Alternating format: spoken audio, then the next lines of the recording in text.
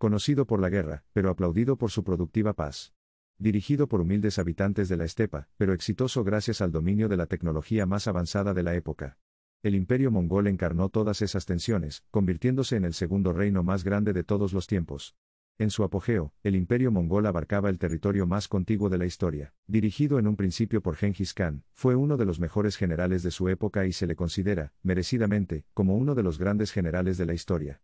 En poco más de 20 años, los mongoles conquistaron buena parte del norte de China, entonces ocupado por el reino de Sisia y el imperio Jurchen, y destruyeron el imperio musulmán de Juarezm, situado en Asia Central. Los sucesores del conquistador mongol continuaron las conquistas, y en unos años sus ejércitos amenazaban países tan distantes entre sí como Hungría, Egipto y Japón. El imperio duró desde 1206 hasta 1368. Durante ese tiempo, se expandió hasta cubrir la mayor parte de Eurasia, gracias a su avanzada tecnología y a una horda masiva de guerreros nómadas. El imperio se fundó en 1206, cuando Temujin, hijo de un jefe mongol, asumió el poder y cambió su nombre por el de Chingis Khan, apodado Gengis Khan en Occidente y que significa gobernante universal. El joven guerrero ya había derrotado al líder más poderoso de los mongoles, y fomentado el descontento entre la aristocracia de su pueblo. Pero demostró ser uno de los mayores líderes de la historia. En aquella época, los agricultores nómadas de Mongolia dependían de la tierra para subsistir. Sus rebaños de cabras, ovejas, caballos y otros animales dependían de la abundancia de hierba y agua, y los mongoles tenían que viajar con frecuencia para mantenerlos.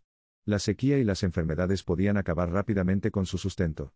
Gengis Khan contribuyó a mitigar esta sensación de precariedad, unió a las tribus de Mongolia, y apoyó la economía campesina de China estabilizando los impuestos y estableciendo cooperativas rurales. Reformó las leyes de su pueblo e introdujo una forma de gobierno feudal militar.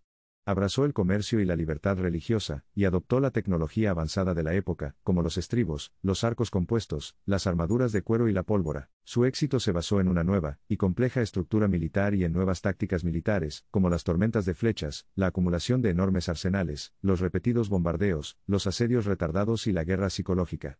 Los guerreros contaron con la ayuda de nuevas tecnologías, como el estribo, e innovaciones tecnológicas y tácticas que adoptaron de los pueblos que conquistaron. Otro pilar del ejército de Gengis Khan fue la durísima disciplina que implantó. En 1202, justo antes de una expedición para vengarse de los tatar, que habían asesinado a su padre unos 40 años antes, el conquistador mongol impartió esta rotunda orden a sus tropas: si vencemos, que ninguno tome botín en ese momento, pues ya será repartido más tarde, y si tenemos que retirarnos, tornemos al lugar de donde hayamos partido y, formados otra vez, volvamos a atacar con brío.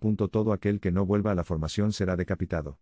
De esta manera eliminó uno de los principales puntos débiles de los ejércitos nómadas, que muchas veces veían cómo, tras ganar una batalla, los guerreros victoriosos se detenían a saquear el campamento contrario, lo que permitía escapar a los enemigos. A menudo, los castigos por falta de disciplina eran colectivos.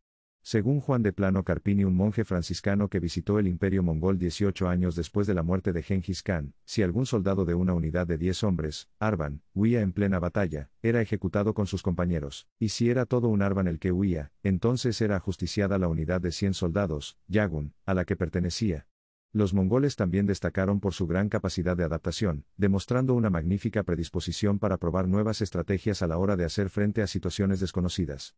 Quizás el campo en donde más se notó esta actitud fue en el de la guerra de asedio, el gran talón de Aquiles de muchos de los ejércitos nómadas. Durante el primer asedio de una gran ciudad fortificada, Songtsin, la capital del reino de Sisia atacada en 1209, el ejército de Gengis Khan, sin máquinas de asedio ni conocimientos técnicos, intentó derruir las murallas de la ciudad desviando el curso de un río para que socavara los cimientos. Las lluvias provocaron el desbordamiento del río, que acabó inundando el campamento de los mongoles, pero la determinación que estos habían demostrado convenció al rey de Sisia para rendirse y entregar la capital. Con todo, fue en el norte de China, en su lucha contra los Jurchen, donde los mongoles se adaptaron a este tipo de guerra. Durante la primera campaña, en 1211, solo pudieron apoderarse de ciudades pequeñas o mal defendidas, principalmente a través de ataques por sorpresa.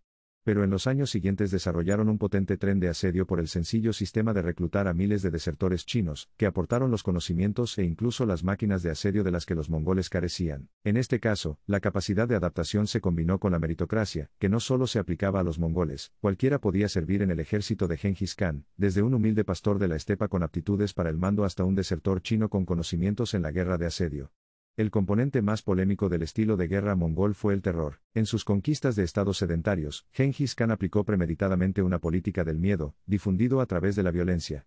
Pero esta práctica no era la acción descontrolada de unos bárbaros sedientos de sangre, sino un instrumento calculado para facilitar las conquistas. Cuanto más se resistía una zona, más cruel era la actuación de los mongoles, y los aterrorizados supervivientes de las represalias a los que a menudo dejaban escapar los propios mongoles eran los involuntarios portadores del mensaje de que toda resistencia contra el invasor era inútil.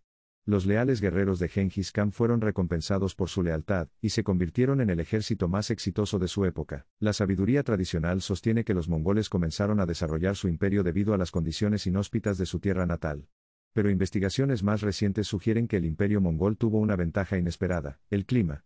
Los investigadores creen que las hordas mongolas se impusieron inicialmente gracias a un periodo de 15 años de clima templado y humedad superior a la media que produjo abundantes pastos para sus caballos, y mejores condiciones para la cría de ganado. El imperio se adaptó constantemente a medida que crecía, y floreció durante un periodo de 162 años de agresiva expansión.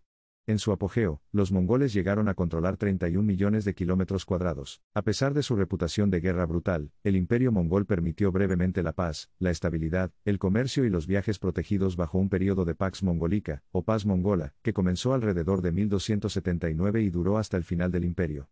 Pese a que el control mongol duró casi siglo y medio más, la muerte de Gengis Khan en 1227 a la larga condenó al imperio que había fundado. Las disputas entre sus sucesores acabaron por dividir el imperio en cuatro. En 1368, los cuatro se habían desintegrado. El imperio mongol se había ganado la reputación de destruir a sus enemigos, y sembraba el terror y el pánico a medida que las noticias de las ciudades que habían arrasado les precedían. Los mongoles provocaron grandes migraciones, no solo de personas desplazadas tras la invasión, sino también de quienes huían de futuros ataques. El recuerdo de estos ataques ocupó un lugar preponderante en la imaginación de las generaciones futuras, pero el imperio mongol dejó otros legados: la ruta de la seda y su historia de comercio, el desarrollo cultural, y el potencial de una era moderna caracterizada por la unidad de pueblos dispares y una paz relativa.